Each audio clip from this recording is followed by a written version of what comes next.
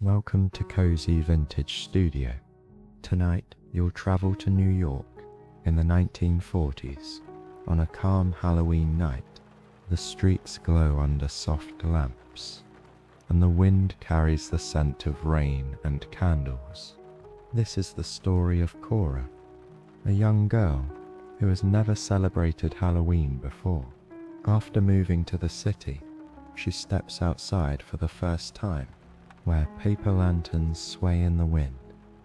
Laughter fills the streets, and something inside her quietly wakes. A mix of fear and wonder pulls her forward toward a night that will change what home means forever. Take a slow breath and let's begin the story of Cora. Twilight rested on New York like a shawl stitched with lamps. Windows blinked on, floor by floor, across brick and quiet glass. Cora watched from a small apartment window above a narrow street. The city felt new, large, and somehow careful with her. She pressed her palm to the cold pane and listened. Below, a boy practiced saying trick or treat to the stoop. Two girls adjusted paper masks and checked their ribbons twice. A trolley bell chimed faintly somewhere toward the river. Cora had never walked through Halloween, only read about it. Where she came from, October passed quiet, without costumes or lanterns.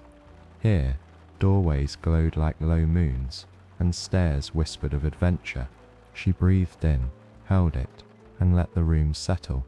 Her suitcase sat open, half unpacked, as if waiting on permission. A thread of radio jazz floated from another apartment, soft and shy. She touched the edge of her sweater and listened again. Mrs. Adler had waved earlier, from the hallway, with a smile. Her voice sounded like a kettle, just before it sings. She had said, "Come by at dusk, dear, if you like." Cora nodded then, though her feet stayed close to home. Now dusk gathered, and the hallway promise waited like a door. She looked at her shoes, polished carefully by afternoon light. She looked at the window again, and the lit world below. A pumpkin sat on a neighbor's sill, its smile simple, wax stripped like tiny roads along the orange skin. Cora wondered if that candle made the room feel braver. Maybe tonight she could carry light the way others did. Maybe the city would answer with its quiet, patient glow. She tied a ribbon in her hair, then paused and untied it. She tried a paper mask from the corner store and removed it. Nothing felt quite right, like shoes on the wrong feet. Crowds could lap at a person the way tides did. She had felt that once on a market day back home. Voices rose and folded, her own voice hid inside. What if the city thought she was a visitor, not kin? What if Halloween required a password she did not know? She sat on the bed and watched dust float in lamplight. The lamplight steadied, as if nodding toward the hallway. Someone laughed outside, and footsteps hurried past the door. Cora stood, then sat again, then finally stood for good. She chose the ribbon without the mask and straightened her sleeves. The doorknob felt cool. Her palm warmed it slowly. She listened for her heartbeat and heard the city instead. In the hallway, paint smelled faintly of soap and sun. Mrs. Adler's door was ajar, a sliver of yellow light. A knitting basket waited beside sensible shoes and a broom. Cora knocked gently, and the door opened like a smile. Mrs. Adler looked up, surprised, then pleased, like dawn arriving early. "There you are," she said, as if Cora had been expected. On the table sat a small pumpkin with a handle. Its metal loop was wrapped with striped ribbon, neat and bright. "For carrying," Mrs. Adler said, "if you want to walk." Cora reached for it, hesitated, and then took the handle. The pumpkin lantern was light, almost like a toy bucket. But the idea of light felt heavier, like a promise. Mrs. Adler fastened the ribbon in Cora's hair with care. "Nothing grand," she said, "just neighbors and sweets and fresh air. You can stand near me and see how it goes." Cora smiled because the words were simple and kind. She pictured the hallway becoming a path toward a gentler night. From outside, a whistle blew and a shout rose. Sudden, Cora flinched, as if the city were testing her nerve. Mrs. Adler's hand settled near hers, not touching, only steady. "No rush," she said. "Doorways will wait." The words loosened a knot Cora did not know existed. She breathed out, and the room seemed to breathe with her. The lantern's rim clicked softly against the tabletop, like a metronome. Cora lifted it again and felt less afraid of the street. They stepped into the hallway, and the door closed behind. Stairs creaked like friendly knees. The building knew their names. A neighbor passed, tipped a hat, and wished them happy evening. On the landing, Cora saw a sliver of night, like velvet. She felt the cool air slide in and carry doubt away. Mrs. Adler nodded, as if the city had answered politely. They reached the building's door and paused under the frosted glass. Cora could see the street waiting, lit and listening for footsteps. Her hand tightened on the lantern handle, then relaxed again. She thought of the girl she had been last October. That girl watched from windows and named the constellations alone. This girl stood ready to open a door with company. A breeze slipped under the frame, carrying cinnamon from somewhere. Children's voices drifted past like leaves in a steady stream. Cora glanced at Mrs. Adler, who offered the smallest nod. Cora nodded back, and the moment felt like a key. The city rustled, and the lantern brushed her skirt again. She reached for the handle and touched the cool brass. Mrs. Adler turned the lock. The mechanism clicked like a heartbeat. Streetlight pooled on the floor in a long golden ribbon. Cora took one breath, then another, while the door opened.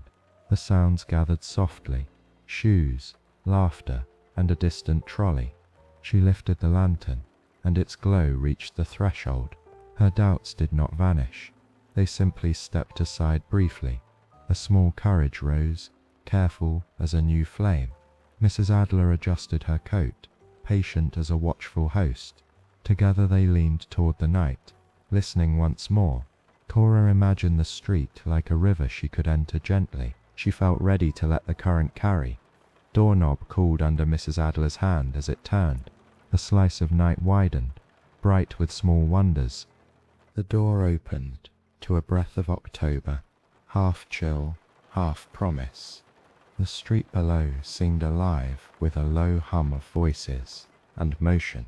Cora stepped down slowly, her hand brushing the cool railing, her lantern swaying with each step. Mrs. Adler followed, steady, as if she had done this same descent every year for decades. The pavement glistened faintly from a rain that had passed earlier, and the reflections of lamps trembled in puddles like shy stars learning to dance. "Hold your lantern up, dear," Mrs. Adler said, her tone both gentle and proud. The pumpkin's orange light painted a soft circle on Cora's coat. For a moment, she stood at the edge of the stoop, eyes wide, heart curious. Across the street, children ran past in paper masks, capes fluttering behind them like brief shadows.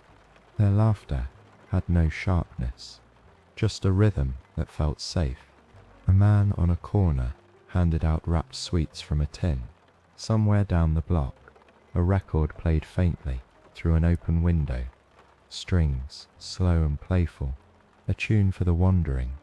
Mrs. Adler nodded toward her own doorstep, where a larger pumpkin sat glowing. "That one's mine," she said. "I carve a new face each year, but the light is the same candle. You'll take one home tonight too." Cora looked at the carved smile, and then at the small lantern she carried. I've never made one, she confessed. We didn't have Halloween before. That's the beauty, Mrs. Adler replied. You don't need to know the steps, just start walking. They joined the flow of neighbours moving down the street.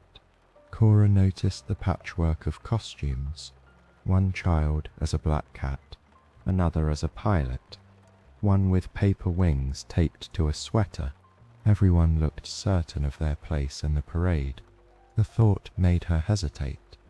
She tightened her grip on the lantern handle, afraid it might swing wrong, reveal how new she was to all this. Mrs. Adler seemed to sense it. You walk fine, she said softly. No one here checks for rules. A gust lifted fallen leaves around their ankles. A boy ran past shouting, "Trick or treat." His voice carried both triumph and joy, and the sound loosened something in Cora's chest. She smiled before realizing it. They reached the first doorway, where an old man in suspenders stood beside a basket of candy wrapped in wax paper. "Evening, ladies," he called, "first pumpkins of the night." He bent toward Cora with a grin. "You new around here?" "Yes, sir," she said, shy but clear. "Then, welcome home," he said, dropping 2 sweets into her lantern bucket. Start the night right. Cora blinked, unsure if home was meant just as courtesy or something more. Either way, it sounded good. As they walked, more neighbours greeted them, faces warm in the lamplight, voices low and kind. Some wished blessings, others offered candies, shaped like tiny pumpkins. The air carried roasted chestnuts, sugar, and faint smoke from chimneys. It was noise and calm mixed together, like a lullaby that refused to sleep. They stopped outside a shop, with its windows stacked high in paper pumpkins. The sign read Adler's Bakery, established 1927. Inside, the counters gleamed. Behind them, a young woman wiped flour from her hands and waved. "Evening, Auntie. Come in." Mrs. Adler smiled. "My niece," she explained to Cora. "She keeps me well fed." The bell above the bakery door jingled. Warmth rolled out, yeast and sugar mingling like old friends. The girl behind the counter offered 2 small pastries. "Fresh," she said, "cinnamon twists." Cora took one and tasted. The sweetness arrived first, then the heat of spice, then a slow comfort that felt like kindness made edible. Mrs. Adler leaned on the counter. It's her first Halloween. The niece's eyes lit. "Then you'll have to make a wish before the night's through. That's the rule around here." "What kind of wish?" Cora asked. "One that fits in your hand," the niece said. "Not too big or it slips away." They left the bakery laughing softly, carrying the scent of cinnamon with them. Outside, the sky deepened toward navy, and the lamps shone brighter to make up for it. Halfway down the block, they stopped where children were gathered around a stoop. Someone was telling a story, voice animated but kind. The crowd leaned in, then burst into laughter. Cora felt the echo of it reach her. She didn't know the joke, yet somehow it included her anyway.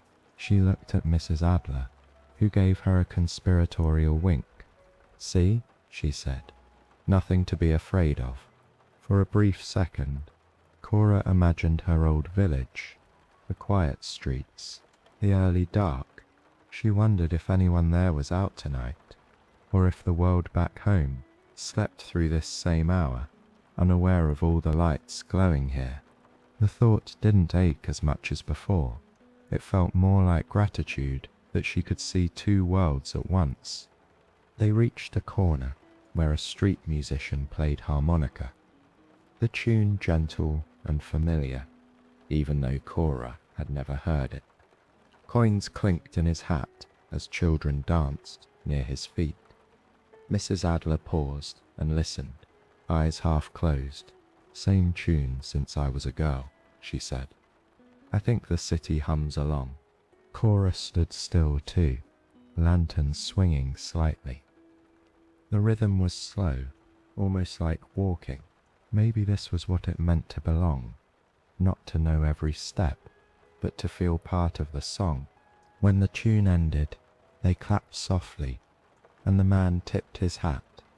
"Happy Halloween, miss," he said. Cora nodded, her courage growing quiet but real. They turned back toward their street, the night now fully alive. A breeze lifted the hem of Cora's coat. Her lantern flame flickered, but did not go out. "That's how you know you're ready," Mrs. Adler said, "when the wind tries you and you stay alight." Cora smiled again, not needing to answer. The lights stretched in both directions, each window holding its own little story. She wondered how many first Halloweens existed tonight. Maybe hundreds. Maybe every year, someone somewhere began again, just like this. At the corner, Mrs. Adler stopped. "From here, you can see the river if you look close," she said. "Tomorrow you'll wake up and it will all seem like a dream, but it won't be. The first night never really leaves you." Cora looked down at her reflection in a puddle, the small lantern, the ribbon in her hair, the city glowing behind. The puddle rippled once and steadied, holding her image firm. She thought of the wish the baker's niece mentioned, something that could fit in her hand. She held up the lantern and whispered softly, "I wish to remember this feeling." Mrs. Adler pretended not to hear, only smiled at the sky. "Good wish," she murmured anyway. They began walking again, the air gentler now, the noise behind them turning to a hum. The lantern's light kept time with their steps. Cora didn't know where they would stop next, but for once, not knowing felt like part of the adventure. And somewhere in the shadows between the houses, a small voice called, "Wait up!" A boy's voice, quick and friendly. Mrs. Adler looked back and laughed. "Ah," she said, "seems someone wants to join us." The boy who called out ran toward them with a grin that could have powered its own lantern. His cap was crooked, and a streak of flour, or maybe sugar, ran along one cheek. In his hand, a brown paper bag rustled with candy. "Mrs. Adler," he said, slightly breathless. "Ma said to walk you home after, just in case." Mrs. Adler chuckled. "In case the ghosts get me, you mean?" She winked at Cora. "This is Tommy. He lives across the street. He's been trying to outgrow his sweet tooth for years, but keeps failing." Tommy made an exaggerated shrug. Why would anyone outgrow the best part of Halloween? Then he looked at Cora, curious. "You're new, huh? You got a pumpkin and everything." Cora nodded, shy but smiling. "My first time." "That's lucky," Tommy said. "First Halloweens are magic. You got to make sure you do something brave." "Brave?" she asked. "Yeah, like going up to the big house on the corner. Everyone says the man there used to be a magician." He leaned closer. "They say he still keeps his hat ready in case the world needs a trick." Mrs. Adler laughed softly. "That magician is my cousin's neighbor, and his only trick now is convincing pigeons not to land on his laundry. But if you two want to knock on that door, I'll be right here watching." Tommy's eyes gleamed. "You up for it?"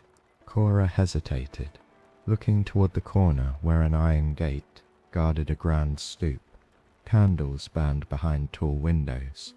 She felt a familiar tug of uncertainty. New place, new rules. But Tommy's grin was contagious. "All right," she said. "Let's be brave." They walked side by side down the uneven pavement, their lanterns making twin pools of light.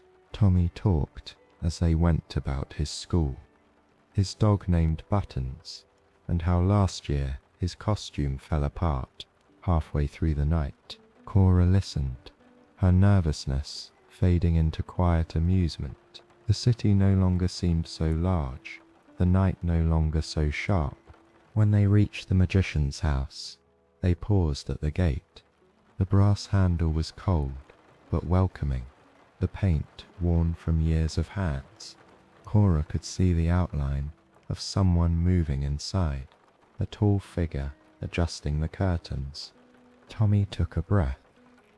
"On 3, he whispered. 1, 2, 3. They pushed the gate open together and climbed the steps. Before they could knock, the door opened. A tall man with a grey moustache stood there, holding a tray of caramel popcorn. His smile deepened the wrinkles around his eyes. "Ah," he said, "2 new visitors to my annual rehearsal." Cora blinked. "Rehearsal for my greatest illusion," he said. He leaned forward and whispered dramatically, "It's called retirement with dignity." Tommy laughed so hard he nearly dropped his candy bag. The man offered them each a paper cone filled with popcorn. "The trick," he said, "is keeping life sweet enough that you don't miss the applause." Cora didn't fully understand, but the words felt kind. "Thank you, sir," she said. "Enjoy the night," he told them, tipping an imaginary hat. "And remember, every lamp is a tiny stage light. The world's full of them if you walk slow enough." Back on the sidewalk, Tommy popped a piece of popcorn into his mouth and said, "See, not so scary." "No," Cora admitted, "more like surprising." "That's half the fun," he said. "You never know who will open the door." They walked back toward Mrs. Adler, who waited under a street lamp like a lighthouse keeper. "Mission accomplished?" she asked. Cora nodded. He wasn't a magician anymore. "Oh, he still is," Mrs. Adler said, "just in smaller ways." As they continued down the street, Cora felt something new, a soft confidence blooming where the nervousness had been. The idea of bravery had changed shape. Maybe it wasn't about knocking on big doors, but simply walking through them. Tommy challenged her next. "Bet you won't trade candy with me. It's tradition to swap." Cora tilted her head. "What if I like what I have?" "Then you win," he said, grinning. "But you have to try." He reached into his bag and pulled out a red candy apple on a stick, shiny as a ruby. "This one's good luck. I saved it." She hesitated again, then offered him a wrapped sweet in exchange. Their trade felt like a tiny ceremony, unspoken proof that she belonged. He bit into his treat. "So, what do you think of Halloween?" Cora looked around. "It's loud in the quietest way." Tommy laughed. "That's New York for you." They turned onto a smaller street where the crowd thinned. Houses leaned close together, windows glowing in steady rhythm. Mrs. Adler slowed her pace, giving the children space to walk ahead. Cora swung her lantern gently and listened to its faint clink. Every step seemed to hum in time with her heartbeat. Tommy pointed at a cat, sitting on a stoop. Its eyes glowed like twin marbles. "See that?" he said. "Black cats mean good luck tonight." "I thought it was bad luck," Cora said. "That's just what scared people say," he answered. "Tonight, everything's reversed. You smile at the dark instead of hiding from it." Cora tried it, looked straight at the shadows pooling around a lamppost and smiled. The dark didn't look frightening at all. It looked soft, like velvet folded at the corners of the night. Mrs. Adler caught up. her shoes tapping lightly. "You two look like you've walked this street your whole lives." Cora smiled, realizing how true it felt. Maybe Halloween makes everyone belong for one night. "Ah," Mrs. Adler said, "and sometimes one night is all it takes." They stopped at a small park bench near the corner. Leaves rustled like gentle applause. The lantern's flame reflected in Cora's eyes, steady and brave. Tommy offered her another candy, and she laughed, shaking her head. "You'll make yourself sick," she said. "Maybe," he replied, "but it's worth it." A soft wind swept through, bringing the scent of roasted corn from a nearby cart. People were packing up, but the night still held a quiet pulse. The city felt alive, but tender. Cora leaned back, the lantern on her lap, and for the first time she realized she wasn't thinking about where she came from. The city didn't feel like a maze anymore.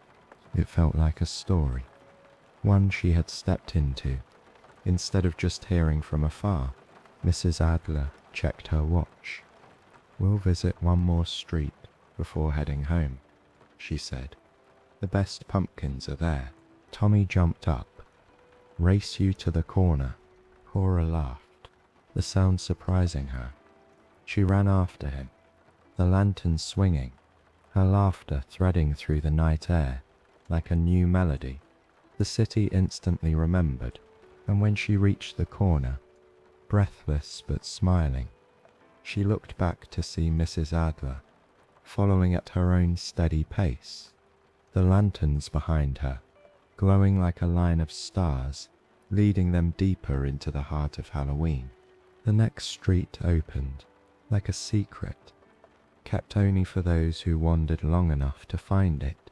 Lanterns glowed on every stoop, faces carved in patient smiles. The crowd moved slower here, as if time itself had decided to stroll. Cora, Mrs. Adler, and Tommy stepped into that golden current, their shoes scuffing softly on wet leaves. Somewhere a radio murmured a swing tune, half lost to the hum of distant traffic. "This is Bleecker Street," Mrs. Adler said. "Oldest part of the neighborhood. Every Halloween, someone tries to count how many pumpkins are lit. No one's ever finished." Tommy grinned. "Maybe we could try."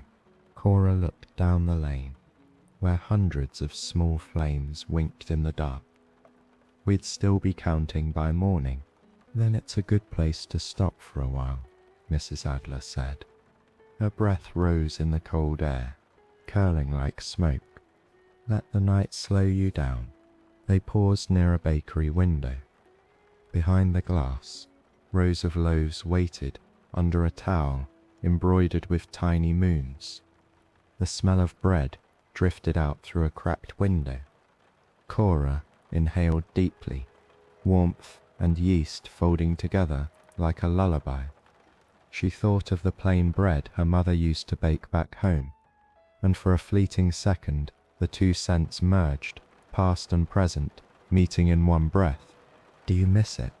Mrs. Adler asked quietly. Cora nodded. "Sometimes, but it feels smaller now, like something that fits in my pocket." "That's how it should feel," Mrs. Adler said. "Home shrinks just enough to travel with you." Tommy was crouched near a line of pumpkins, counting under his breath. 37, 38, he whispered, eyebrows furrowed in focus. Cora laughed softly. He might finish after all. The sound of laughter drew the attention of a couple nearby, an older man and woman standing by a small cart, selling cocoa. "You three look cold," the man said. "Hot chocolates on us. Tradition for new faces." Tommy's eyes lit up. "I'm not new, but I can pretend." The man poured steaming cocoa into 3 paper cups. The chocolate was thick and sweet, with just a trace of spice. Cora sipped, warmth spreading down to her fingertips. She noticed Mrs. Adler watching her with quiet satisfaction, like a teacher seeing a student finally understand a lesson. The woman at the cart leaned closer to Cora. "Keep your lantern steady when you walk home," she said in a whisper that felt like a secret. "It remembers the hands that hold it." Cora looked at her lantern and wondered what it would remember about tonight. The laughter, the smell of bread, the courage she had almost left behind. They thanked the couple and moved on, following the narrow bend of the street. The buildings leaned in overhead, their upper windows glowing faintly.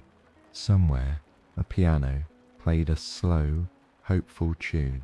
Each note seemed to fall directly into Cora's chest. Tommy skipped ahead, his candy bag rustling. "Let's see what's around the corner." Mrs. Adler smiled indulgently. You'd think he was powered by sugar alone. When they turned the corner, the street widened into a small square. There stood a single massive pumpkin, carved with a moon and stars, light spilling through its shapes onto the cobblestones. Children gathered around it, taking turns posing for pictures. A handmade sign read, "The Heart of Halloween, established 1919. "It's beautiful," Cora whispered. Mrs. Adler nodded. Every year someone adds something new. Once it was just a pumpkin. Now it's a wish box too. A wish box? Tommy pointed to a little slot near the base where folded slips of paper peeked out. You write down something you hope for. Next Halloween, the old wishes get burned so they can fly up to the sky. Cora touched the lantern's handle. "Do people really believe it works?" Mrs. Adler smiled. "Belief is just another kind of light. You don't have to see it to feel what it does." Cora borrowed a pencil from a nearby child and took a blank slip. She thought about what to write. The paper trembled slightly in her hand. At last she wrote 3 small words. "Stay this brave." She folded the paper and slid it into the slot. For a moment, the pumpkin's light flared, or maybe she only imagined it. Either way, something in her chest brightened too. Tommy leaned over. "What'd you write?" "A secret," she said. He grinned. "Then it will definitely come true." They lingered in the square, listening to the soft chatter of families passing by, the clink of cocoa cups, the distant sound of laughter bouncing between the buildings. The city, Cora realized, was not as loud as people said. It just had 1,000 quiet voices speaking at once. As they started back toward their street, the air cooled further. Cora drew her coat tighter, the lantern's flame steady against the wind. Mrs. Adler linked arms with her lightly. "You did well tonight." "For what?" Cora asked. "For stepping into the story," Mrs. Adler said. "Most people just watch from windows." Cora didn't answer right away. She thought of the first time she'd looked out from her apartment window, watching strangers laugh below. Now she was one of them, walking in the same rhythm, breathing the same autumn air. Tommy was ahead again, tossing bits of popcorn to the cat they had seen earlier. "He followed us back," he shouted. The cat blinked slowly, unimpressed but content.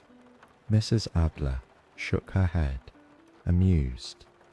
"He'll think he's part of the parade now." Cora laughed, the sound soft but full. "Maybe he is." The lamps dimmed slightly as the night grew older.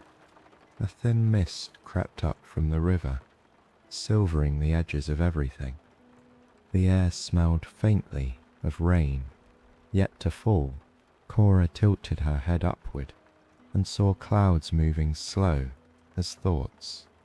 Mrs. Adler stopped and said, "We should rest a moment before we go farther." There's a bench by the park. They sat together, the lanterns glowing between them. Cora's reflection shimmered in the glass panels, multiplied by each flicker of light. Tommy hummed the tune from the harmonica player earlier, and for a moment the city seemed to hum along. Cora looked down at her shoes, now speckled with tiny dots of wax from the lantern. The imperfections made her smile. Nothing here stayed still. Light bent, wax melted, laughter echoed and faded, but somehow everything felt permanent anyway. A gust of wind brushed past, almost playful. The lanterns wavered, but didn't go out. Mrs. Adler's scarf fluttered. "Do you hear it?" she asked. "Hear what a hill?" "The city exhaling," Mrs. Adler said. "That means it's happy." Cora listened carefully. The wind moved through trees, car horns hummed far away, and somewhere a door creaked shut. It did sound like a sigh, content finished for the night. Tommy stood, stretching. "One more street," Mrs. Adler nodded. "One more." They rose again, their 3 lanterns forming a tiny constellation, moving down the quiet street. Cora walked between them, the glow touching her hands, her heart, her thoughts. When she looked up again, the next corner waited, dark, silent, and somehow inviting, like a page waiting for the next line. The corner opened into a quieter street, where the noise of the city softened into whispers. The crowds had drifted elsewhere, chasing the last handfuls of candy. Here, only the steady patter of footsteps remained, and the soft glow of windows where families laughed behind curtains. Cora, Tommy, and Mrs. Adler paused to take it in. The world seemed gentler, as if New York itself were catching its breath after the excitement. Tommy balanced his candy bag on one hand, like a prize he'd earned.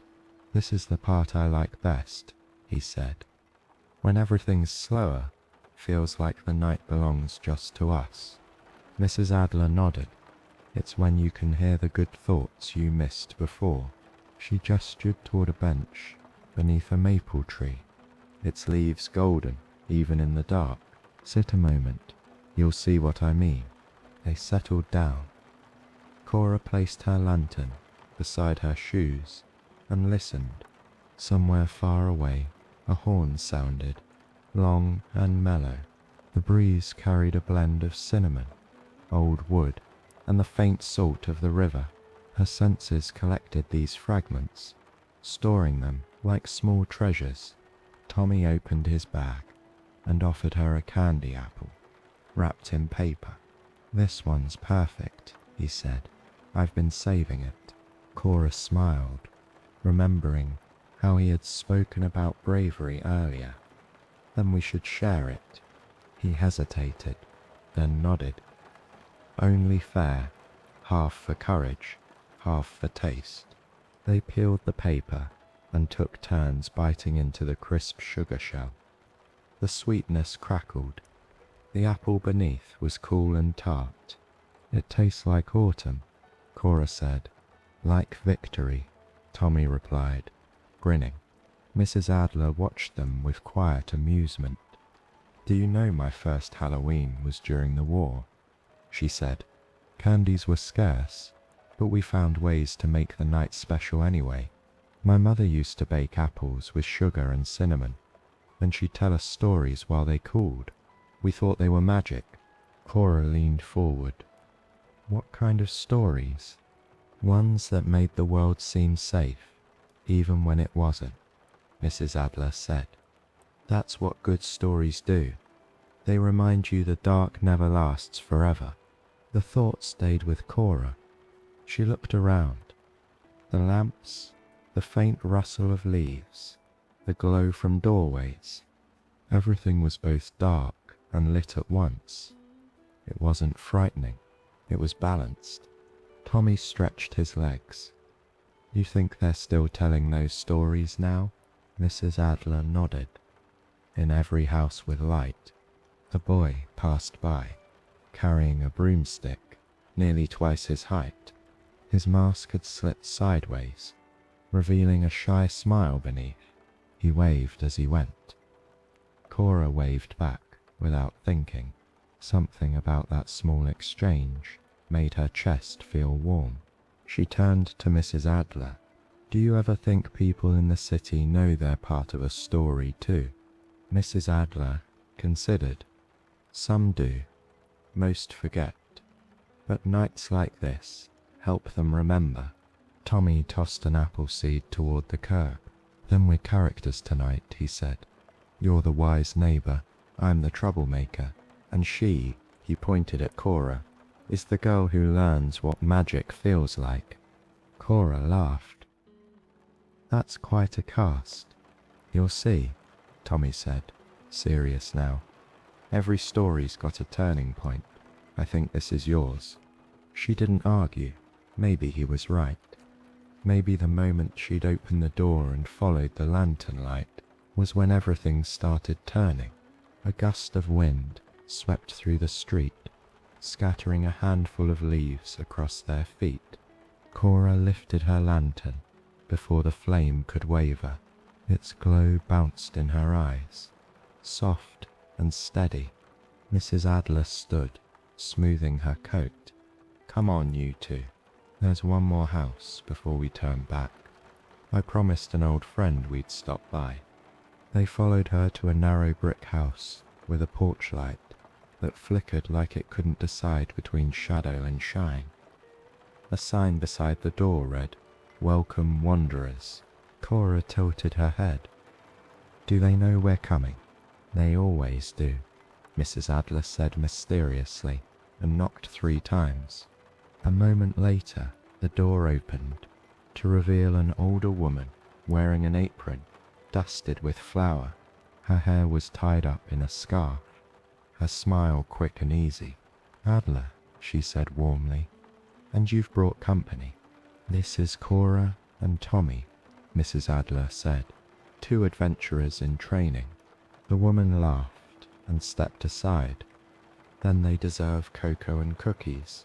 No adventurer should travel hungry. The living room smelled like sugar and pine.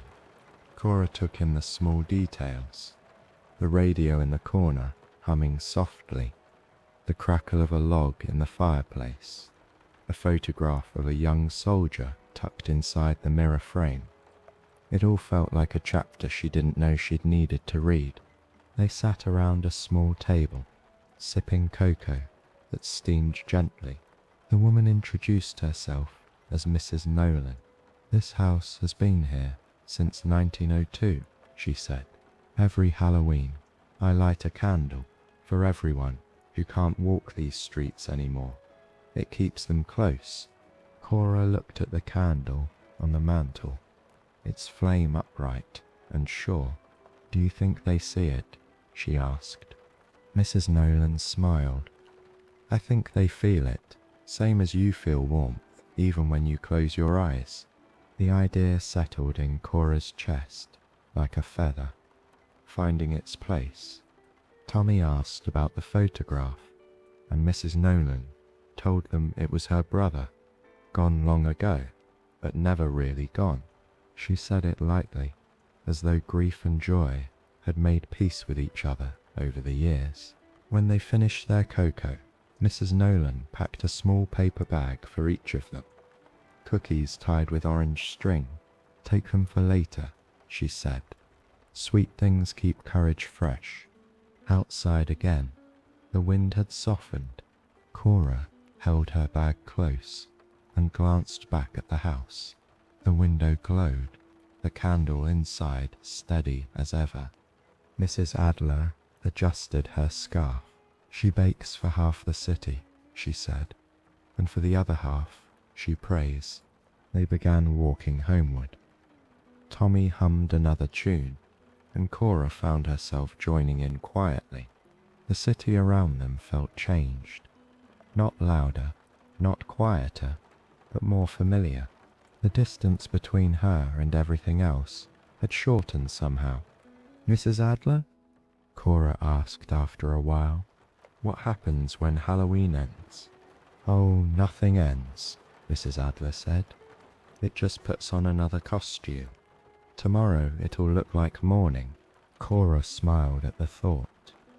She looked down at the lantern, swinging beside her knee, its circle of light moving with her steps. Then maybe every day could be a story too. Mrs. Adler nodded. "Exactly." Tommy pointed ahead.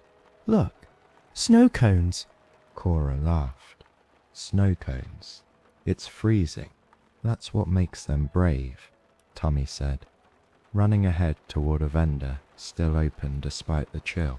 Cora watched him and shook her head in amusement. The lantern's reflection shimmered in a puddle near her feet, brighter than before. The night didn't feel endless anymore. It felt whole, ready to close its book on a chapter well lived. By the time they reached the bend where Blicker met Carmine Street, the air had grown softer, as if the city itself had decided to speak in a whisper. The crowds were gone now, only scattered footsteps and the echo of laughter drifted through the distance. Cora held her lantern close, its light steady against the cool breeze. Beside her, Mrs. Adler walked with the same calm rhythm as always, while Tommy kicked at fallen leaves that crackled like tiny fireworks. Ahead stood a modest brownstone with a porch light that flickered, not from age, but from intention. Someone inside had placed a candle beside the bulb, its flame tinting the world in honey. "That's the house I meant," Mrs. Adler said. "Belongs to the Bennets. Every Halloween they keep the door open for anyone who needs warmth before heading home." Tommy sniffed the air. "Smells like chocolate. Smells like kindness," Mrs. Adler corrected. Cora felt her chest tighten with something quiet but strong. She hadn't known cities could smell like kindness. She hadn't known they could feel this safe. They climbed the short flight of stairs, the steps creaking with a friendly groan. The door stood open, just a sliver, letting out a strip of amber light, and the hum of a phonograph playing a slow jazz record. Mrs. Bennet appeared before they could knock. Her apron was dotted with cocoa stains, her smile easy and unhurried. "Mrs. Adler, you found my excuse to make extra cocoa." She looked at Cora and Tommy, eyes twinkling. "And you brought company." "They're collecting firsts tonight," Mrs. Adler said. "First lantern, first candy apple, first proper Halloween. Then it's time for a first cup," Mrs. Bennet replied, gesturing them inside. The living room glowed as though the night had melted and poured itself into the walls. A small group of neighbors sat on the couch and floor, hands wrapped around mugs. The phonograph spun softly, the singer's voice warm and low. The tabby cat stretched across the hearth, opening one eye to inspect the newcomers before closing it again. Cora hesitated near the doorway until Mrs. Bennet pressed a mug into her hands. "Go on," she said. "It's better when it's still too hot." Cora took a sip and felt heat spread through her palms, her throat, her thoughts. The cocoa was rich, slightly bitter, with a sweetness that arrived only after a pause. It tasted like patience. Tommy found a spot near the window, already halfway through a cookie. Mrs. Adler settled beside Mrs. Bennet, exchanging the kind of conversation that only long friendships can hold. Their words blended with the music, half memory, half melody. Cora let her gaze wander across the room. The photographs on the mantel, the books piled on a chair, the slow dance of light across the wallpaper. It was ordinary, yet it filled her with something extraordinary, a sense of belonging that asked for nothing in return. Mrs. Bennet turned toward her. "You're quiet, dear, taking it all in." Cora nodded. "It feels gentle." Mrs. Bennet smiled. "That's the goal. Every Halloween, we remind the world that gentleness still exists, even when no one's looking." A man with a newsboy cap spoke from the corner. "She does this every year. Says if you can end October with warmth, you'll start November without fear." Everyone chuckled, and the cat yawned as if in agreement. Cora smiled, tracing the rim of her mug. "That sounds like a spell." "Maybe it is," Mrs. Bennet said. "Not all magic needs wands. Some comes in cups." Tommy raised his cocoa, then cheers to that. The group clinked their mugs softly, laughter weaving through the air. Cora found herself laughing too, the sound unforced, light. She didn't notice Mrs. Adler watching her, with quiet pride. After a while, Mrs. Bennet dimmed the lights a little more. "Time for the last tradition," she said. "Every year, we tell one story before the clock strikes 10. Not a ghost story, mind you. Those belong to the restless. Ours are about hope." She looked around. Who'd like to go first? Silence lingered, comfortable and unhurried. Then Tommy raised a hand. "I've got one," he said. "It's short." "Go ahead then," Mrs. Bennet said, pouring herself another cup. Tommy sat forward, elbows on knees. "Once there was a girl who moved to a big city and thought it would swallow her whole. But one night she followed a pumpkin lantern instead of her fear, and the city didn't swallow her, it sang to her." Cora froze, realizing he was looking straight at her. Tommy shrugged. "That's all. Sometimes stories don't need an ending." Mrs. Adler smiled at him, then at Cora. "Sometimes the ending is just a promise to keep walking." The group murmured their approval. The phonograph clicked softly as the record ended, leaving only the hush of conversation and the sound of the cat shifting near the fire. Mrs. Bennet rose and handed Cora a small candle stub, its wick blackened but unburnt. "Take this," she said. "It's from last year's celebration. Keep it unlit until you're ready for your own home to feel like this one." Cora accepted it carefully. "Thank you." "Don't thank me," Mrs. Bennet said. "Thank the night for finding you." Outside, rain began to whisper against the windows. More mist than storm. Mrs. Adler glanced toward the door. "We should head back before it grows heavier." Mrs. Bennet handed them each a small paper packet. "Cocoa mix for tomorrow," she said, "because good nights deserve good mornings." They stepped back into the street. The rain speckled their coats, but the lantern lights stayed bright. The air smelled of chocolate and wet stone. Cora tucked the candle stub into her pocket. "I think I understand now," she said. "What's that?" Mrs. Adler asked. "Halloween isn't about being scared," Cora replied. "It's about not being alone." Mrs. Adler smiled. "Exactly right." They walked slowly, their reflections gliding across puddles, the city quiet around them. Tommy hummed under his breath. For a brief moment, Cora felt she could hear the heartbeat of the street itself, steady, welcoming, alive. At the next corner, Mrs. Adler stopped. "See that window?" she said, pointing to a building with a single pumpkin glowing behind lace curtains. "That's home." Cora nodded, feeling warmth spread through her chest again. But as they approached, the wind shifted, carrying with it a faint echo of something music, or perhaps memory. She couldn't tell which. Mrs. Adler opened the building's door, but Cora looked back once more. The street stretched behind them, wet and luminous, as if the city were bowing good night.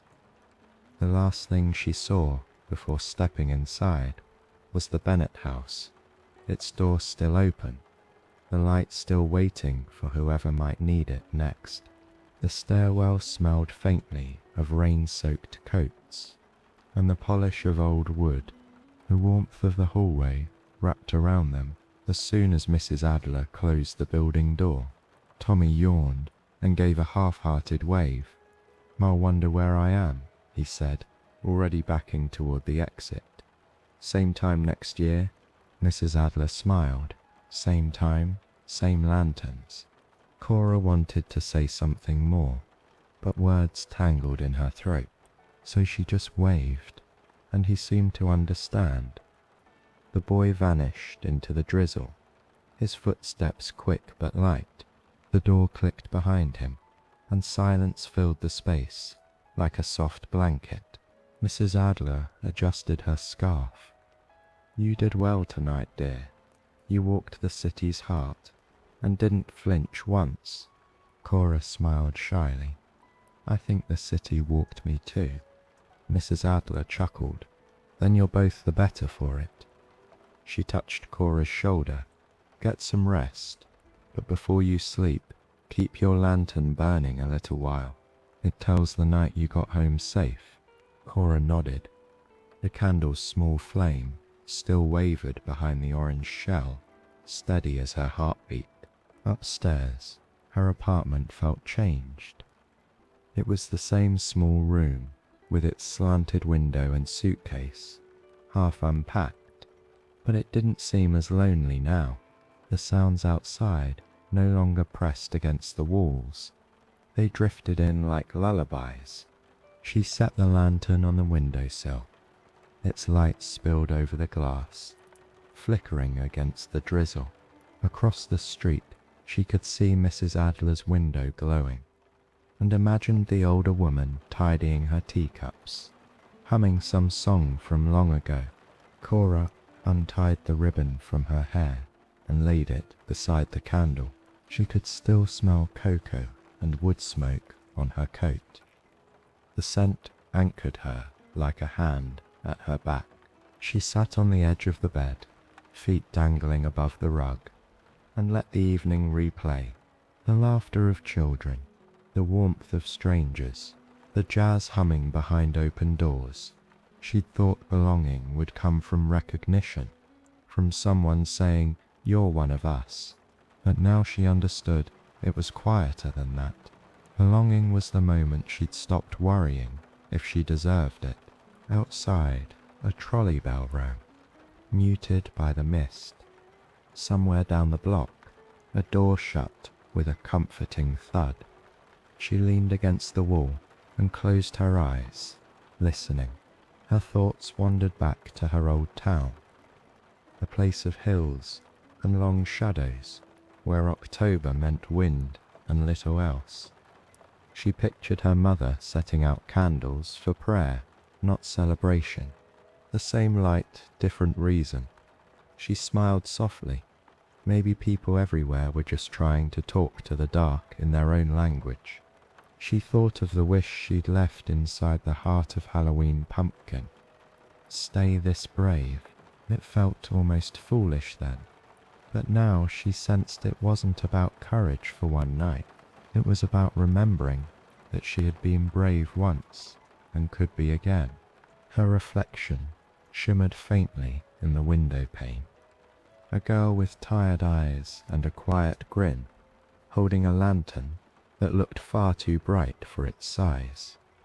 "You did well," she whispered to her reflection, echoing Mrs. Adler's words. Rain began to fall harder, drumming on the roof. The sound was steady, unhurried. She watched the drops race each other down the glass, then disappear. The lantern flame danced, but never faltered. From below, faint music floated up. Someone's radio tuned to a late-night station. The host's voice said something about the comfort of company, followed by a tune soft enough to dream to. Cora curled up under the blanket, her fingers still warm from the mug she'd held earlier. Her gaze drifted again to the candle Mrs. Bennet had given her, still unlit on the table. Keep it unlit until you're ready for your own home, to feel like this one, the woman had said. Cora wondered when that moment would come. Maybe soon, maybe tonight. She reached for the candle, rolling it between her palms. Its wax carried the faint scent of cinnamon. She smiled, imagining Mrs. Bennet stirring cocoa for another guest. Years from now, the same light glowing in her window. A knock startled her. A gentle, familiar rhythm. She opened the door to find Mrs. Adler holding a tray. On it sat a teacup and a plate with 2 cookies. "I forgot to send these home with you," she said. "It's a terrible hostess who forgets her guests' dessert." Cora laughed, stepping aside. "You're not terrible at all." Mrs. Adler set the tray on the table and glanced at the lantern by the window, still burning. "Good," she smiled approvingly. "You'll sleep well tonight." Cora offered her 1 cookie. "You should stay for a minute. It's warmer when there's 2 people." Mrs. Adler hesitated, then sat. Just for a minute then. They shared the quiet. Rain filled the gaps between words. After a while, Mrs. Adler said, "Do you know what the name Cora means?" Cora shook her head. In Greek, it means maiden. But in old folk stories, it also meant spring. The promise after winter. That's what you brought to tonight. Cora blinked, unsure what to say. "I just followed your lantern." Mrs. Adler smiled. "Sometimes that's enough. The trick is to follow once, so the next time you can light the way yourself." They finished the cookies in companionable silence. When Mrs. Adler rose to leave, she pressed Cora's hand. "Tomorrow you'll wake up, and this will all feel like a dream, but the good kind, the kind that changes how the day feels." Cora nodded. "Thank you for everything." Mrs. Adler adjusted her scarf again. "Thank the night it carried you home." When she left, Cora stood by the door, listening to her footsteps fade down the stairs. The hallway light flickered once, then steadied. She turned back to the window. The lantern's glow had softened, its flame smaller but still alive. She held the candle stub from her pocket beside it.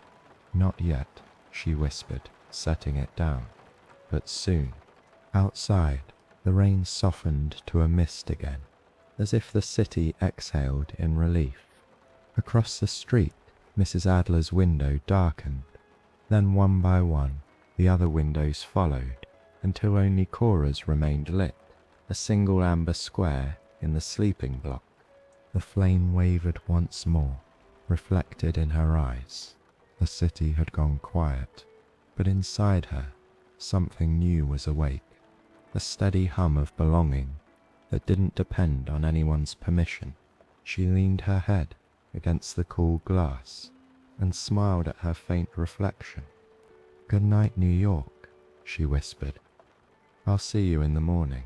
And from somewhere beyond the rain, it almost felt like the city whispered back.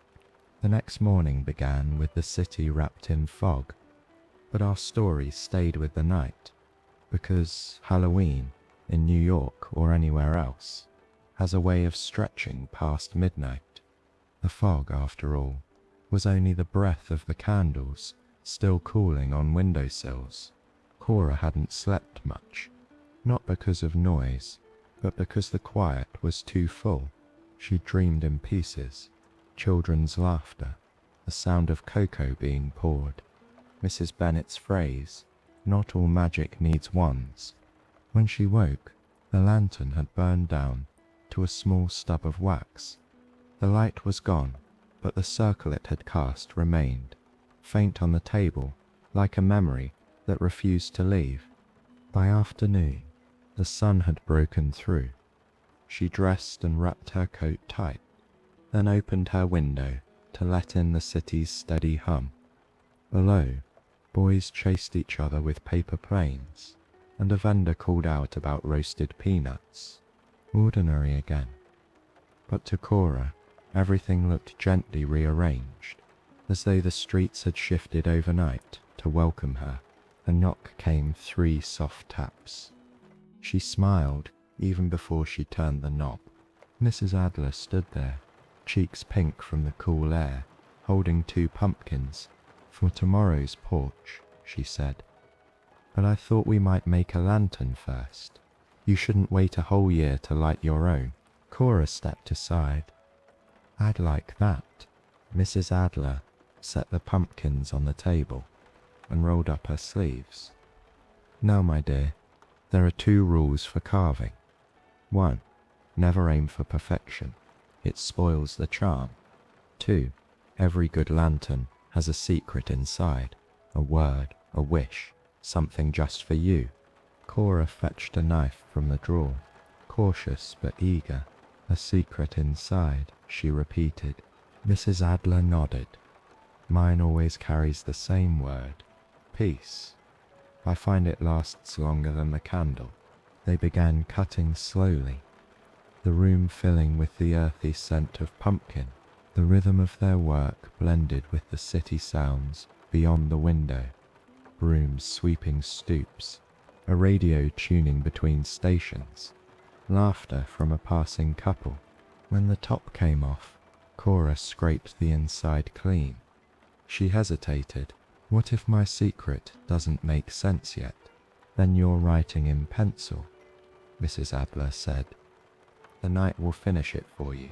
Cora smiled, her fingers sticky with seeds. She thought of everything the city had given her in one evening. Fear, courage, cocoa, laughter, belonging. Her secret wasn't a word exactly. It was a picture in her mind. A lantern shining beside another, their lights overlapping, but never competing. She carved carefully, small triangles for eyes, a crooked smile that somehow looked kind. Mrs. Adler watched with approval. "There," she said, "a face that means welcome." As the afternoon light faded, Mrs. Adler fetched a small candle and placed it inside Cora's pumpkin. "Now comes the trick," she said, striking a match. "When you light this, don't think about what's gone. Think about what's growing." The wick caught, flickered once, then steadied. The flame filled the room with soft amber. Cora stared at it, feeling something settle in her chest. The air seemed warmer. "It's strange," she said quietly. "It doesn't feel like just a candle." "It isn't," Mrs. Adler replied. "It's a promise to yourself. You kept the night's light alive." They set the lantern by the window. Outside, the fog lifted further, revealing the city bathed in late sunlight. The pumpkin's glow reached the street below, faint but visible, like a signal sent to anyone still searching. Mrs. Adler tied her scarf and smiled. "There's your first tradition." Cora laughed. "I think I'll keep it every year." "You'd better," Mrs. Adler teased. New York remembers its lights. As evening drew near again, Karja found herself restless. The apartment felt both hers and not hers, like a borrowed story she was still learning to tell. She wrapped her coat around her and went downstairs, just to see the street at dusk. The city was quieter tonight, but not empty. A few stragglers swept up decorations, and a group of musicians packed their instruments into cases. Cora stood beneath the same lamppost where she'd first hesitated the night before. The ground still held traces of confetti and wax. She crouched to touch one of the small wax drops. It was hard now, cool and smooth, a fossil of light. A voice behind her said, "Careful, or you'll miss the magic." She turned. Tommy stood there, hands stuffed into his pockets, hat crooked as ever. "Shouldn't you be home?" she asked. He shrugged. "Couldn't sleep last night. Figured the city owed me one more walk." Cora smiled. "Maybe it owes us both." They walked without hurry.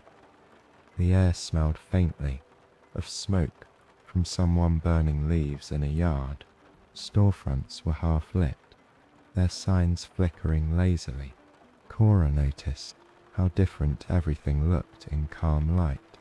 Not a world of tricks and masks, but of quiet work and gentle beginnings. Tommy kicked a pebble ahead of him. "You think Halloween really changes people?"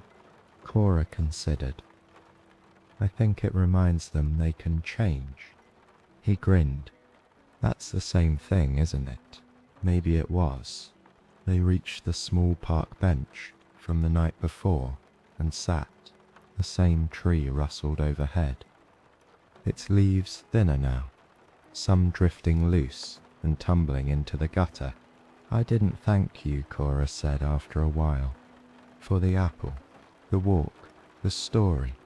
He shrugged again, but his grin softened. "You don't thank people for doing what they're supposed to. Halloween's about sharing the night. You did your part too." They fell quiet. Across the street, someone began lighting lamps in their windows. Cora could almost imagine each one as a heartbeat, steady and warm. After a while, Tommy stood. "See you around, Cora." "You will," she said. He gave a small salute, then disappeared into the turning of the corner, his shadow lengthening and fading into the city's rhythm. Cora stayed for a few minutes more. The wind picked up, brushing her hair across her face. She looked toward her window, where the new pumpkin lantern glowed faintly. It was a tiny thing, really, but she could see its reflection bouncing off the glass of nearby windows, multiplying like stars. When she finally went back upstairs, the first drop of rain tapped the sill. She leaned out to catch one on her hand. The streetlights shimmered, blurred slightly by mist, but her window remained a clear square of gold against the dark. She whispered to the flame, "For what's growing?" And though she couldn't prove it, she swore the candle flickered in agreement. Night returned as if it had been waiting for her. The rain thinned to a drizzle, and the streets wore a faint shimmer, like silk stretched across stone. From her window, Cora could see reflections of street lamps, trembling in the puddles, small worlds inside larger ones. Halloween had passed, but its echo lingered, a paper mask forgotten on a step, the faint smell of wax still clinging to the air. She stood for a long time before deciding to step outside again. She didn't need her coat, she needed the quiet. The lantern's light still glowed softly on the windowsill. She lifted it, the handle cool against her fingers.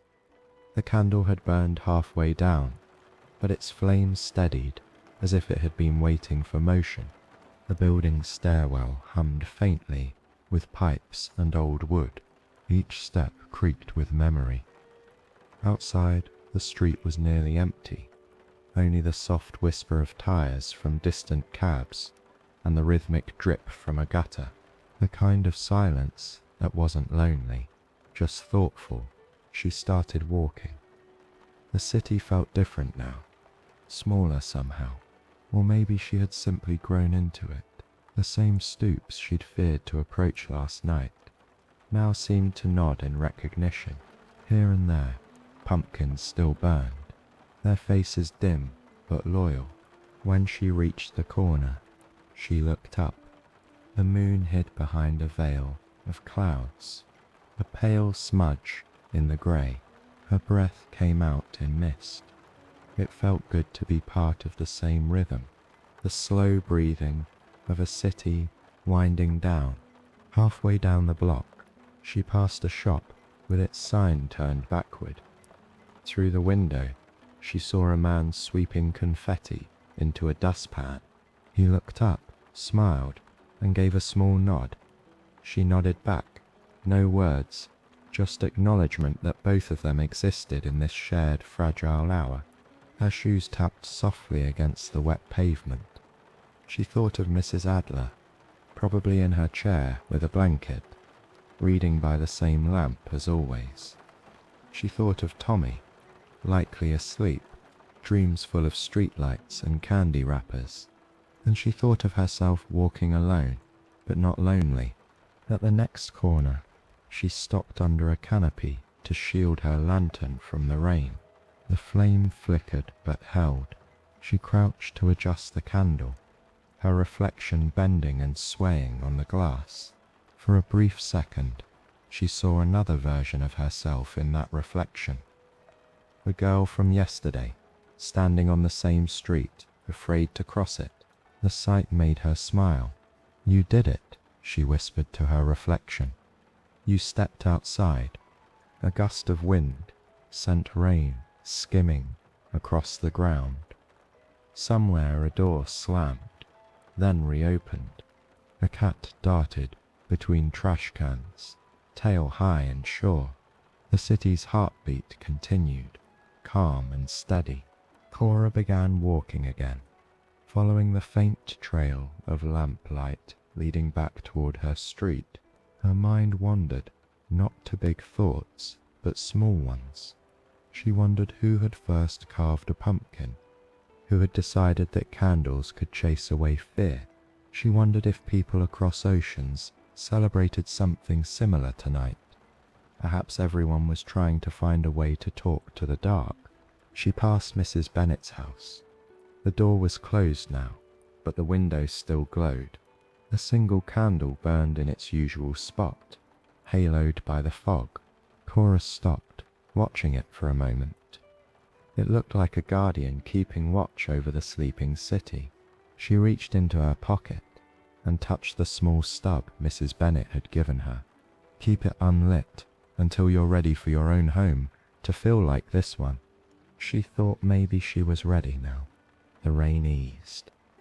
The air smelled like metal and warmth, something that didn't quite have a name, but reminded her of all the things she'd seen in one night. Cocoa steam, orange light, paper masks, a boy's laughter echoing off brick, all of it folded into her like a story already, halfway remembered. At the park bench, she paused again. The leaves that had covered the path last night were darker now, their edges softening. Water pooled in the hollows of the wood slats.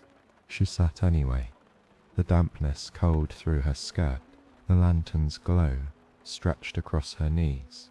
From here, she could see both directions, the street where they'd first walked, and the way home.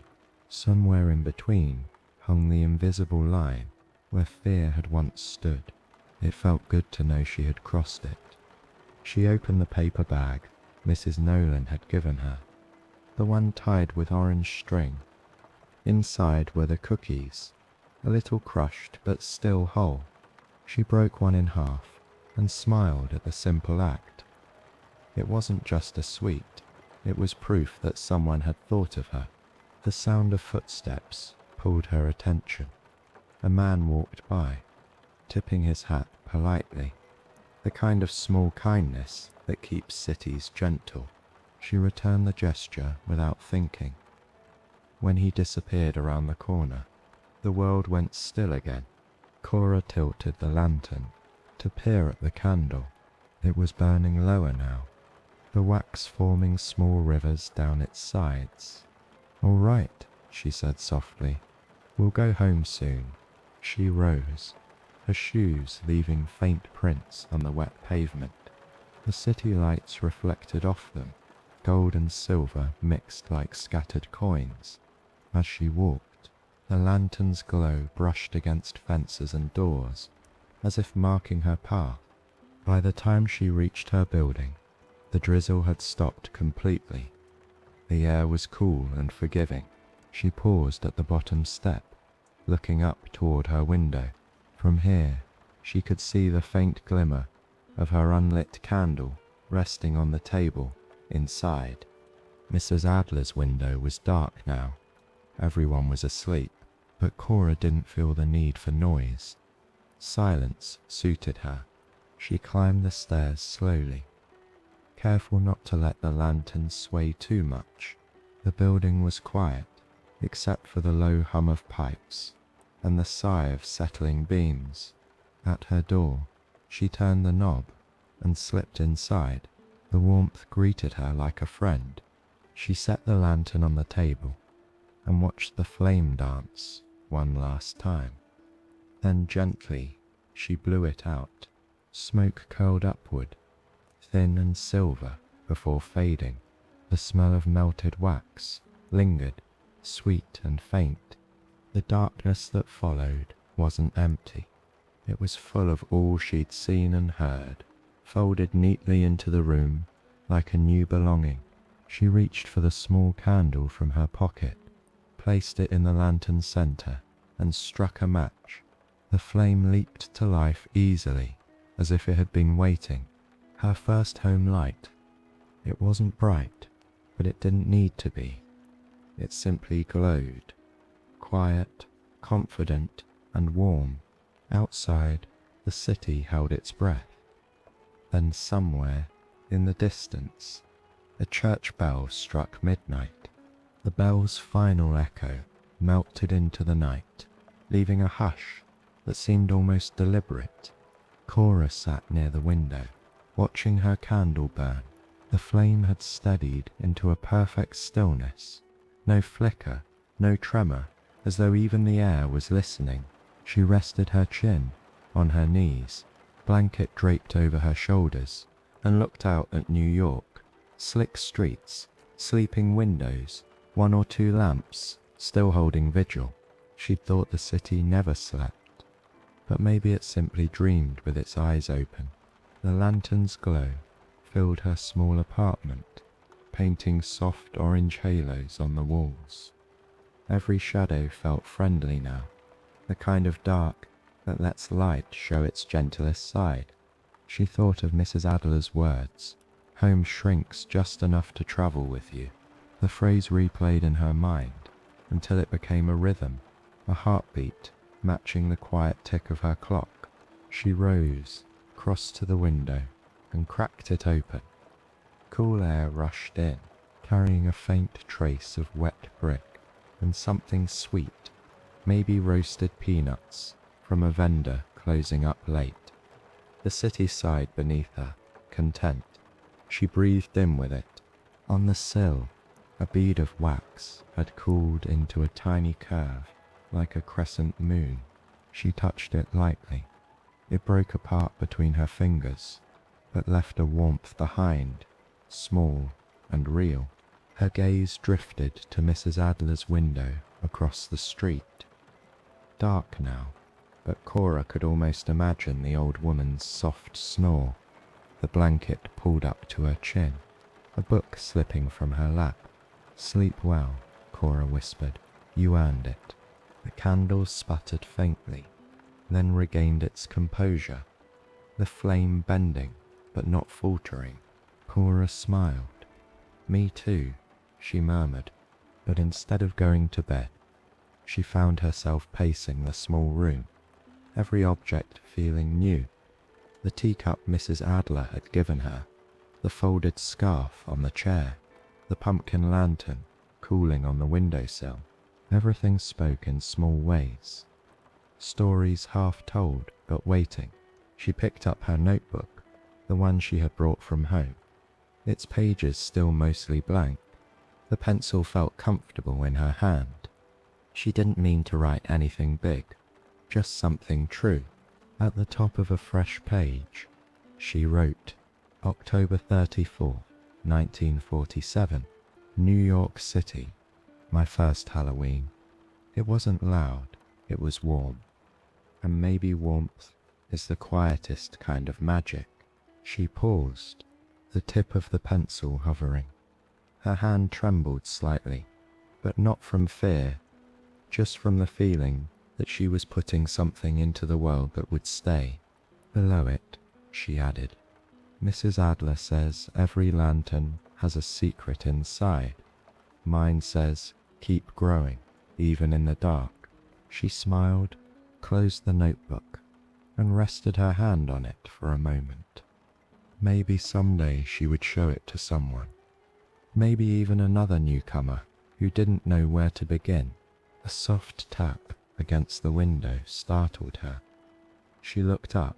Outside, a branch brushed against the glass, moved by a small breeze. Its leaves glistened under the street lamp, trembling like little green coins. The sight made her heart swell unexpectedly. Life went on, always. She thought of Tommy and his easy grin, of Mrs. Bennet's cocoa, of the pumpkin wish she had written. Stay this brave.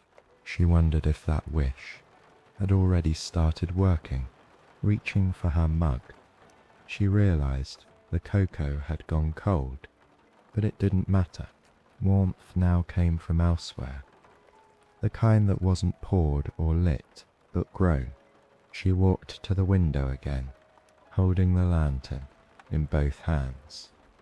Below, the city stretched outward, 1,000 lights fading into mist. For the first time, she didn't feel like an outsider looking down at something vast. She felt like one of those lights, small but steady. A faint sound rose from the street, footsteps, then a voice humming. It was a janitor sweeping near the curb, keeping rhythm with his broom. His tune was simple, 3 notes repeated, but somehow it filled the air with contentment. Cora listened, letting the melody settle into her chest. When he turned the corner and disappeared, the sound lingered in memory. She closed the window gently and looked around her room one last time before bed. Everything looked softer now, touched by the candlelight. She blew out the flame, but the glow seemed to remain for a few breaths longer, as though unwilling to leave. When darkness finally settled, it felt neither empty nor cold, only quiet, like the pause after a song you know by heart. Cora slipped under the blanket. Sleep came quickly, full of images that felt half real, pumpkins glowing like moons, Mrs. Adler laughing in slow motion, a boy handing her a candy apple with sugar that shone like frost. Hours passed unnoticed. Then, in that thin space before dawn, she woke again, not startled, just aware. The city's hum was faint, but still there. She padded barefoot to the window. Outside, fog had rolled in, wrapping the streets in silver. Her breath left a small circle on the glass. For a moment, she thought she saw movement, a lantern bobbing across the street, but it was just the reflection of her own.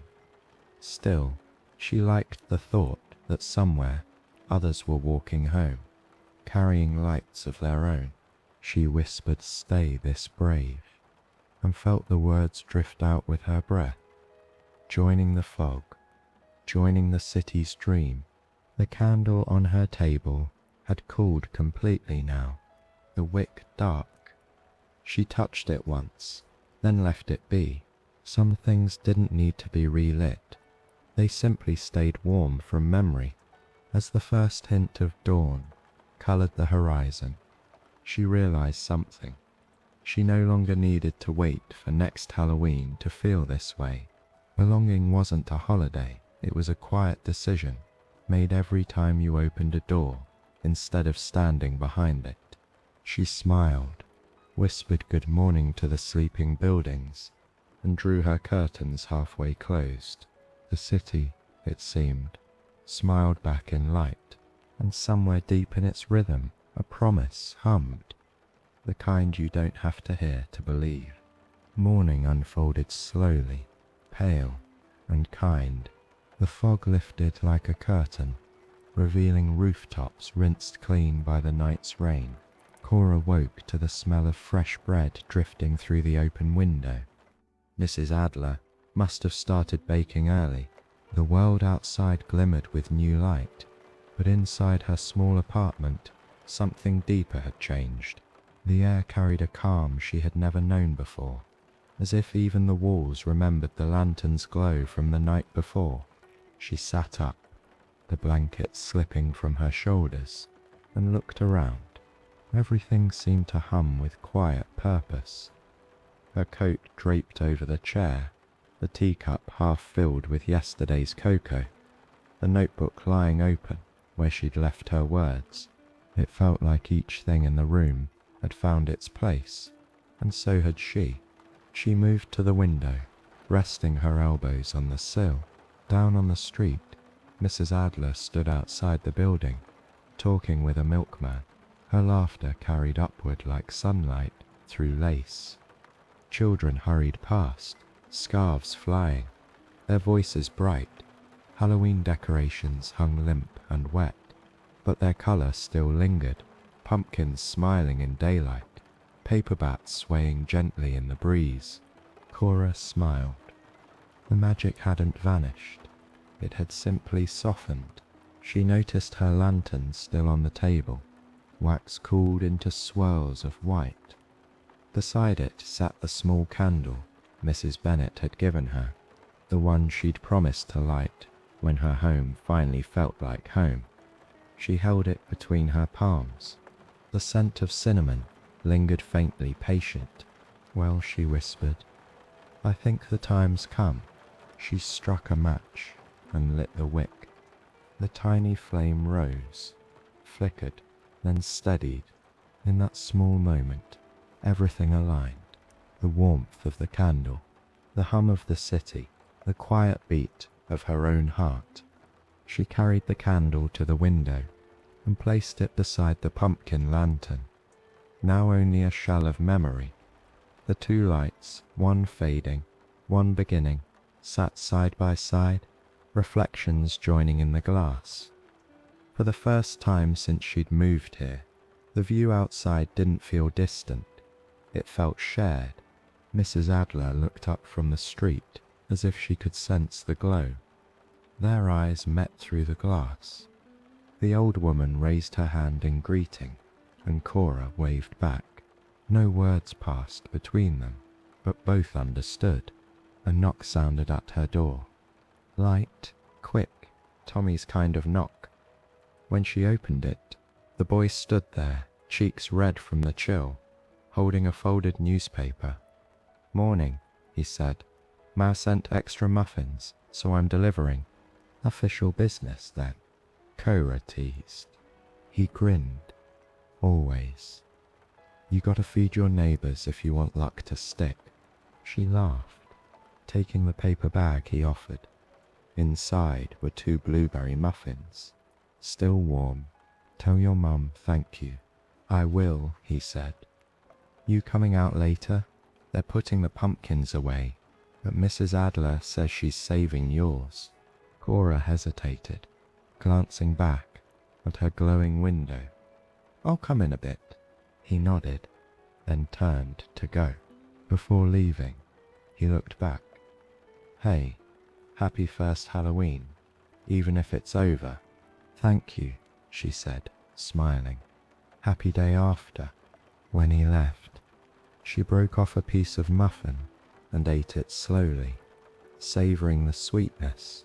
The taste was simple, ordinary, and that was its magic. Ordinary could be beautiful when you were finally part of it. She returned to her notebook and opened it to a new page. The pencil felt lighter today, as if the words already existed and were just waiting to be found. She began to write. November 1st, 1947. The city is quieter, but it still feels alive inside me. Maybe every night, like Halloween, leaves a small light behind. Maybe belonging isn't something people give you, it's something you give the world. One lantern at a time. She paused. tapping the pencil against her chin. Then, in smaller letters, she added, "I think I'll light another candle tomorrow." The sound of footsteps echoed in the hallway, Mrs. Adler's unmistakable shuffle. Cora smiled and opened the door before the knock came. "Good morning," said Mrs. Adler, holding a tin of bread rolls. "I thought you might be hungry. You and Tommy must have coordinated," Cora said, laughing. "Between the muffins and this, I won't need to cook until next week." "That's the neighborly plan," Mrs. Adler replied, stepping inside. She noticed the lit candle on the windowsill, and her face softened. "Ah, you did it." Cora nodded. "It finally feels right." Mrs. Adler approached the flame and watched it dance. "You know," she said, "this city can seem cold, but it listens. Every time you light a candle or hold out kindness, it notices. It builds on it." I believe that," Cora said. "You don't have to believe," Mrs. Adler replied. "You just have to keep the light going." They sat together at the table, sharing bread and quiet conversation. Mrs. Adler told her about the early years on this block, when the buildings were new and people still left their doors open all summer. Cora listened, imagining each story as a thread, connecting her to everything that came before. When they finished eating, Mrs. Adler rose and brushed crumbs from her skirt. "I'll be next door if you need company, and if the fog returns tonight, don't be surprised if you hear my kettle singing again." "I hope I do," Cora said sincerely. After she left, the apartment felt peaceful rather than empty. Cora tidied the table, then sat once more by the window. Outside, the city moved gently, horses clopping down side streets, radios humming faintly through open windows, laundry lines fluttering like flags of everyday life. She closed her eyes for a moment and listened. The hum of the city, the whisper of wind through trees, the faint crackle of her candle, all of it merged into one quiet rhythm. It wasn't the roar she'd feared when she arrived. It was a heartbeat. When she opened her eyes, the flame's reflection danced across the glass, bright but soft, the kind of light you could fall asleep beside. She reached for her notebook again and wrote a final line. "There will always be dark, but I've learned how to bring my own light." She smiled, closed the notebook, and leaned back. Outside, the sky had turned gold at the edges, promising another evening soon to come. The candle flickered gently, casting a steady circle of warmth against the cool light of morning. For a long while, Cora simply sat there, quiet, content, and awake to the small miracle of belonging. The lantern's flame wavered once more, as if nodding in agreement, and though the city around her never stopped moving, she knew that somewhere in its great humming heart a little glow would always remain, her light, her story, quietly shining on.